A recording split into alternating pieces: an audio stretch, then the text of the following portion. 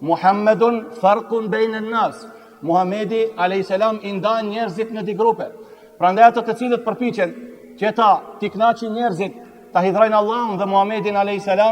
le ta dinë se ato Allahu Gjellëshanu ka me ja ofru atyre punën, që edhe Allahu t'i urejnë ato dhe njerëzit jenë të urejur ndaj këtyre. Wa man arda Allahe wa askhata an-nas, ai i cili e kënaq Allahun Gjellëshanu edhe pse i hidhron njerëzit, dije se Allahu Gjellëshanu edhe njerëzit të qabone një kohë razi. A besoni vëllezër, ka prej njerëzve, do me thonë këto e gjojmë shumë edhe në përmjet të afër me familjeve tona, dikush përpiqet vetëm njerëzve me abo qefin me hidhru Allahun Gjellëshanu. Ki tjetri është koncentru edhe me njerëzit, nuk don të hidhrone, por nëse hidhron, por don të kënaqë Allahun Gjellëshanu, dashohesh më fund si përsëri çato njerëz që ndoshta fillim janë hidhruar ndaj këtij, përsëri kanë me dash këtë person. Pse?